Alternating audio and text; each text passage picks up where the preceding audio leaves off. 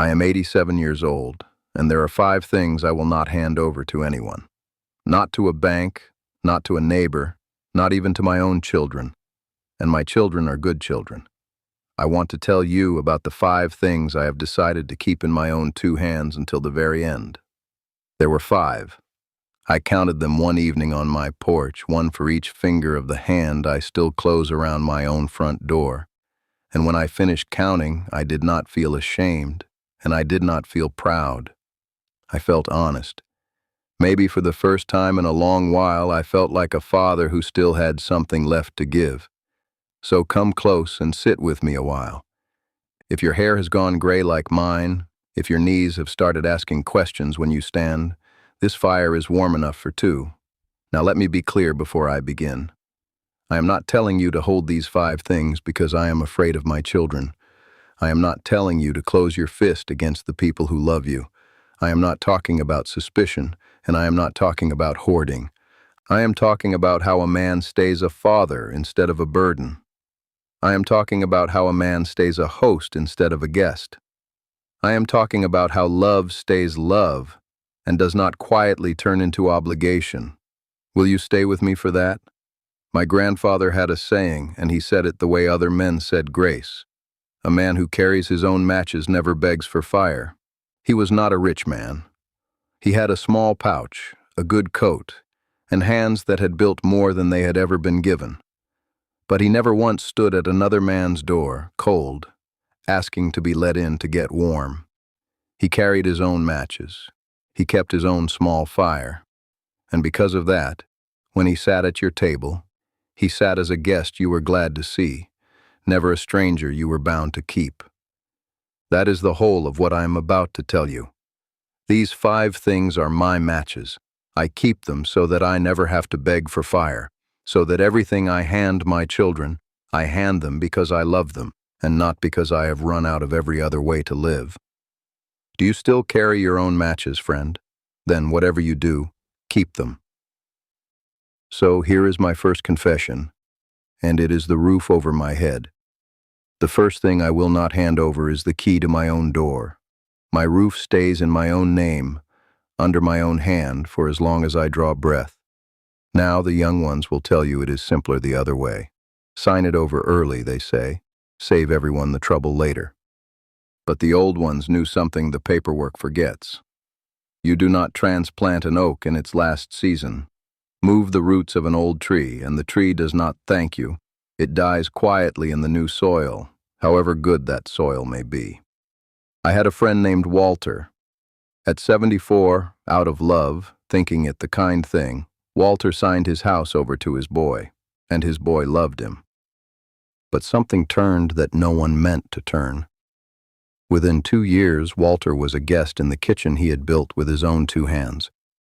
I sat with him one afternoon, and he leaned over and asked me quietly where they kept the coffee now, in his own house. He had given away his door, and with it something no deed can ever measure. Do you see now why I keep my key? Before I go on to the second thing, let me set something down beside you, quietly, the way you would set a cup of tea within a friend's reach. So many of you have written to me asking how a person even begins to gather these things back into their own hands when so much has already been given away. And that is why, before my own winter comes, while my hand is still steady, I wrote it all down in a small book. I call it The Native Way, and I have left the link to it right down below this video in the description if you would ever care to hold it of an evening. It is only my counsel, the same as this. The sayings my grandmother and grandfather left me, set down on paper so they will not go into the ground with me. There is no pressure at all in me. If your heart wants the book, it is there waiting for you. If it does not, sit right here with me and we will go on together just the same. I am always here, whether you ever open it or not.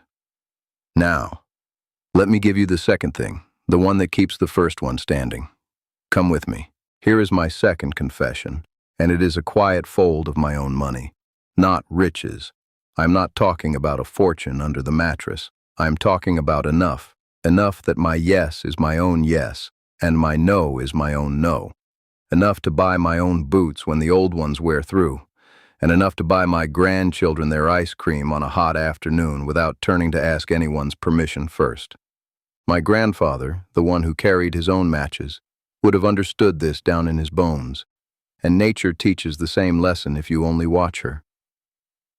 The beaver does not wait for the ice to arrive before he thinks of winter. Long before the first frost, he is out there deepening his pond, laying up his branches, making certain that when the cold clamps down there is still water moving under the ice and food within reach. He is not greedy. He is not hoarding against his own family. His family lives in that pond with him. He is simply making sure that when the hard season comes, he is the one who provides and not the one who must be carried. There is a particular smallness that settles over a person who must ask for every dollar. I have watched it come down like a gray dust on proud men and women. They stop asking for what they need because asking has become a wound, and slowly, quietly, they stop being themselves. I do not want that dust on me, so I keep my little fold, counted and quiet, not to keep it from my children, but so that I can still give to them. A father who can still buy the ice cream is still a father. Would you not want to keep that too? Here is my third confession, and it may surprise you because it is not a thing you can put away in a drawer. It is my own body, the body I still work, every single day. My legs still carry me.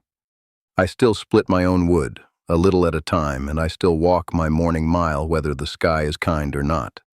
Now hear me carefully because people misunderstand this part. I do not treat my health like a coin, something to be spent down until the purse is empty. I treat it like a tool, a good axe, a good pair of hands, a thing you keep sharp by using it, not by setting it on a shelf to admire. The old people had a saying about the trails. The trail that is walked stays open. But the trail that no one walks, the canyon wind finds it and fills it with sand and stone, and closes it up until you would never know a path had run there at all. Your legs are a trail. Your hands are a trail. Your morning is a trail. Walk them, and they stay open to you. Let them sit, and the canyon wind of the years will close them one quiet week at a time, and you will not even notice the day the path disappeared. So I split my wood. Not because I must, because the man who splits his own wood is warmed twice, and because a trail walked is a trail kept. There will come a morning. I know this when the mile is too far and the axe too heavy, and I will lay them down. But I will lay them down late, and by my own choosing not hand them over early out of fear. Every day I keep this body working is a day I remain a man who can still carry his own end of the log. When did you last walk your own trail? Here is my fourth confession, and it is the smallest thing on the list and the one that guards all the others. It is my own no, kept sharp, kept close, spoken kindly but spoken plainly. Because I will tell you a secret about the other four. The key to your door, the fold of your money, the strength in your legs. Every one of them can be given away one soft yes at a time by a person who has forgotten how to refuse. My grandfather warned me of this with the river. A river that cannot refuse a single ditch, he said. A river that says yes to every furrow and every dry field that calls to it, runs itself thin and vanishes into the mud long before it ever finds the sea. It is not the river's job to fill every ditch. It is the river's job to reach the sea. I knew a man named Samuel, the kindest man in the valley, and he could not say no to a living soul. Every hand that reached for him, he took. He mended everyone's fence and let his own garden go to weeds and thistle. And one summer he looked out at the ruin of his own good land, and he understood. So he learned in his 70s an old and gentle word. Not never, just not today. Come Sunday instead. And do you know what happened? That Sunday table became the fullest table in the whole valley, because a no that protects a yes makes the yes worth something. A no is not a hard thing, and it is not a cold thing.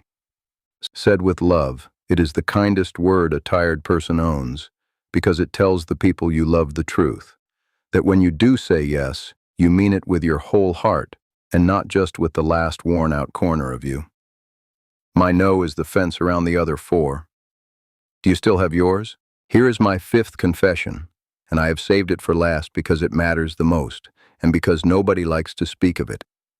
It is my last arrangements, made quietly by my own hand, while my hand is still steady. The papers a family needs when a father goes, I have kept them settled and plain and where they can be found. Now do not mistake me. This is not a grim thing. It is the last kindness a father can do, because grief is heavy enough on its own. Grief should never have to be untangled from a knot of questions, from confusion, from a house full of good people looking at one another, not knowing what he would have wanted. My grandmother had the truest saying of all for this, and it is the spine of everything I have told you tonight. Keep your own bundle tied, she said, and your hands stay free to hold what matters. A woman with a tidy bundle can carry a crying child. A woman fumbling with a loose and spilling load can carry nothing at all. And nature has known this since the beginning. Watch the autumn tree. The tree lets down its own leaves gently in its own good time, before the snow ever comes. It does not cling and force the storm to tear them away in one violent night. It sets its own burden down, on purpose, so that it stands clean and ready for the winter. I want to be that tree. I want to set my leaves down by my own hand so that when my winter comes, my children are left with nothing to untangle, only room to grieve and to remember. Is that not a gift? Would you not give it if you could? Now let me tell you what keeping these 5 things is not. Keeping them is not the same as distrusting the children I love. I want to be very clear about that, because a bitter old man could take this same list and build a wall out of it. That is not what this is. Naming these 5 and holding on to them was not me closing my heart. It was me keeping my heart open in the only way that lasts. And here is the thing. Every one of these 5 has a door in it, and a door only ever means one thing. You can walk through it in both directions. Because I hold my own key, my children can come to my door as visitors I am overjoyed to see, and leave and come again, and it is always a gift and never a duty. Because I keep my own fold of money, every dollar I press into a small grandchild's hand is pure love and never a transaction. Because I keep my own gentle no, my yes is a real yes. And because I keep my own bundle tied, the day I am gone I hand them grief, and only grief, clean grief, with no knots in it. Do you understand me? I did not keep these things from my children. I kept them for my children. I stayed a father, so that I would never become their burden. That is not suspicion. In all my long life, I have never known a truer way to love. So let me gather this up for you now. The way my grandmother used to gather the 4 ends of her shawl into one hand before she stepped out into the wind. 5 things. The key to my own door. A quiet fold of my own money. A body I still work. My own gentle no. And my last arrangements, tied up by my own hand. Now turn them toward your own life, the way I have turned mine. Is your name still on your own door? Do you keep enough that your yes is truly your own? Have you walked your trail this week, or has the wind begun to close it? When someone reaches for the last worn corner of you, can you still say, "Not today, come Sunday"? And is your own bundle tied, or is it loose and waiting to become somebody else's burden? You do not have to answer me, but answer yourself. Which of the 5 have you already let slip? And I know what some of you are whispering right now, because I have whispered it myself in the dark. Is it too late for me? You have already handed something over. The house, the no, the morning mile. One of them is already out of your hands and you can feel the cold of it. So listen to me now, friend, and hear this plainly. The way a father would take your face in his 2 hands and tell you the truth. Nothing is lost, and it is not too late. Nothing you have given away is gone for good. Some things you can quietly draw back into your own hands, gently, without shame and without a fight. And the ones you cannot, You can still tie up all the rest, starting tomorrow morning. Handing something back is not an accusation. It is not slamming a door on anyone you love. It is only a tired old tree deciding it would like to hold its own leaves a little longer. You still can. You still have time. So I would like to hear from you now before you go.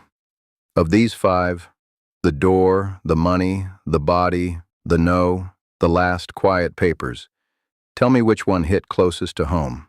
Which one made you sit up a little straighter? Put it down in the comments, just the number, and a word if you have one. I read every comment that comes to me, every single one, usually in the evening with my tea. And then do this for me. Stay a while. Come back and sit with me again tomorrow, and we will keep a little more of what matters in our own two hands. Keep your matches dry, friend. I will leave the fire burning for you.